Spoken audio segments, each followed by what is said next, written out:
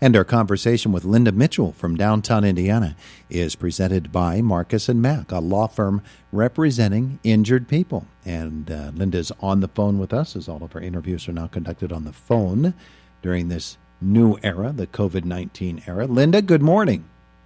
Good morning, Todd. How are you? Wonderful, and it's good to have you on the air with us. Hey, this COVID-19 thing, downtown Indiana has been right on top of this. You folks have been issuing news releases, helping businesses and others to understand what needs to be done. And just because businesses' physical locations might be closed doesn't mean that downtown Indiana's shuttered up. You guys are still working, aren't you?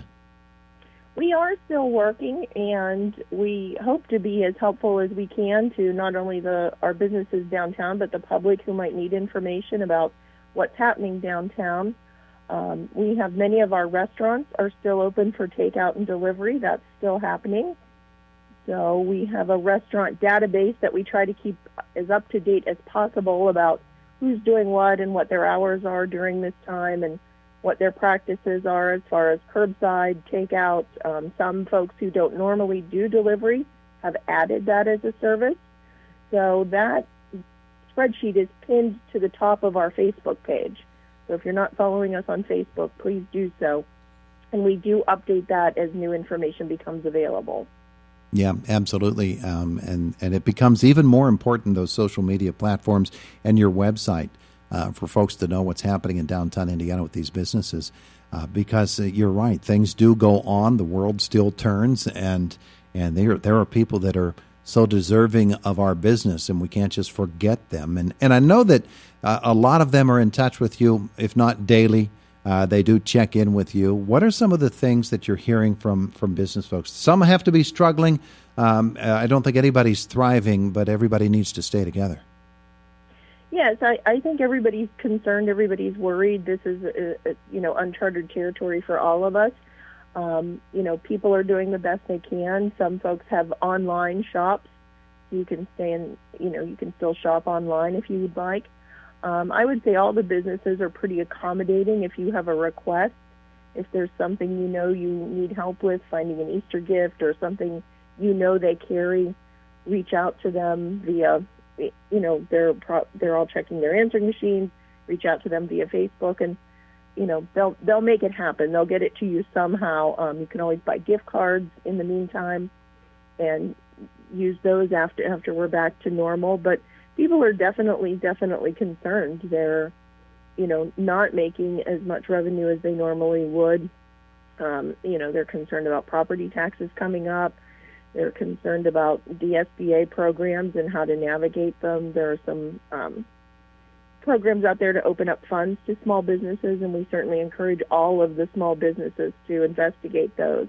There's a Paycheck Protection Program that allows for 2.5 times your average monthly payroll from the SBA, and there's an economic injury disaster loan that you can also apply for through the SBA. So we just encourage everyone to, reach out to us, the Chamber, the Indiana County CEO, and get information about those programs, because you definitely don't want to be left out of them. Linda Mitchell is with us. Downtown Indiana is operating as is practically everybody else with these circumstances from homes and certainly not from offices. And I'm assuming, Linda, that's where you are now, at your home, correct? Yes. Yeah. Yes, I am at my home. Normally, we would talk to you in this segment as well about not just, what's going on with the businesses downtown, but what events are coming up. And I know that whole schedule has been thrown into a bit of upheaval, too. It has. We had to cancel our downtown Easter egg hunt, which is a really fun family event. We're, obviously paused with our Love in Downtown events. We're not doing those. We've had some downtown cleanup days that have been canceled, or I should say postponed, where we would normally have volunteers out picking up litter and helping us get ready for spring and summer. We have not made a final decision about the West Sylvania Jazz and Blues Festival. We work with the West Sylvania Jazz and Blues Committee on that. We do the Friday night concert. They do Saturday. Mm-hmm. We're in communication, frequently about that, about making a decision. also talking to the borough because they're a part of that decision. Yeah, that was my next question, actually, was Westlvania Jazz and Blues. That's a big event. It is a big event, and unfortunately, none of us have a crystal ball to say what's going to be happening May 22nd. So, like I said, we're just in touch with each other, and we're in touch with the borough, and we'll be making a decision here probably in the next week or so, and letting everyone know about, are we going to try to postpone it, cancel it, go on as planned, and see what happens later on down the road. So just stay tuned for that. Yeah. But we're definitely thinking about it, and we know it's an important event for Indiana. Really is. The problem with events such as that is many of the performers come from out of the area and into the area, and they'll have all kinds of scheduling difficulties, I'm sure, with what they're able to do. So it might be different. It might be scaled back. It might be different performers than maybe we had been anticipating, but that's not really projectable right now when you think about what these events might look like if we're even able to hold them. I know the Jimmy Stewart Museum had a big 25th anniversary celebration planned too. Yes, they did, and that's was going to be part of this. It was really going to be a weekend celebration of Indiana with music and art and the Jimmy Stewart Museum celebration of Mr. Stewart's birthday. So it's really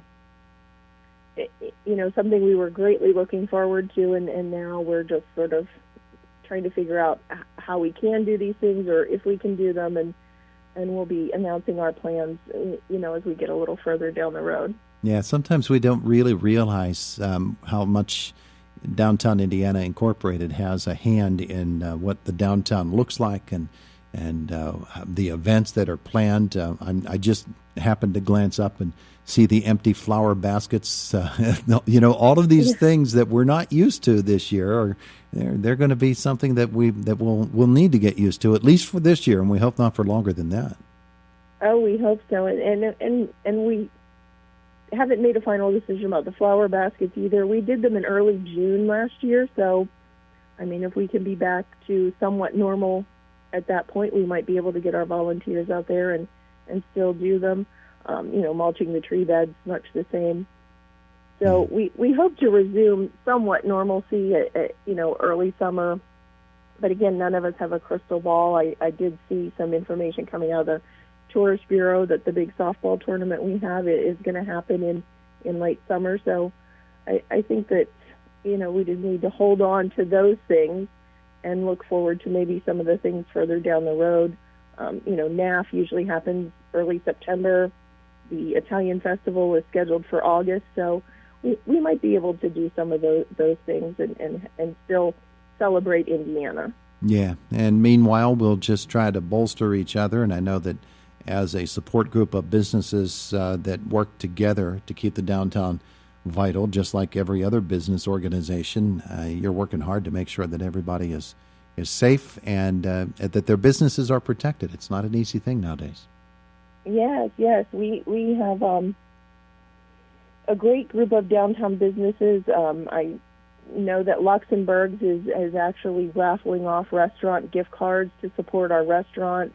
They've been doing some Facebook promotions where you can win a restaurant gift card. So I think our businesses really pull together, look out for each other.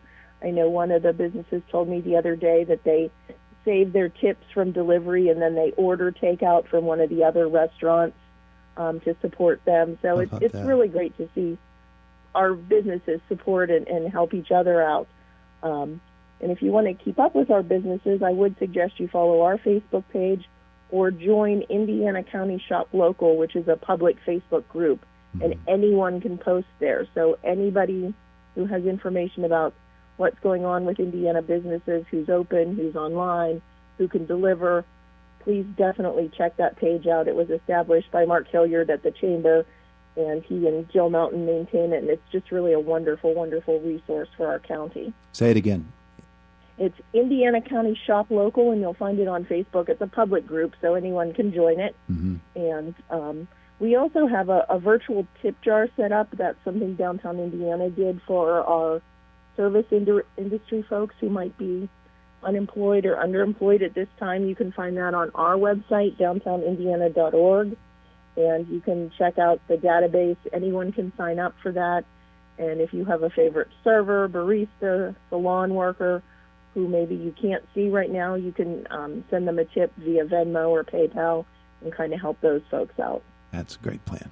Good plan. All right, Linda, anything else we need folks to know about from downtown Indiana?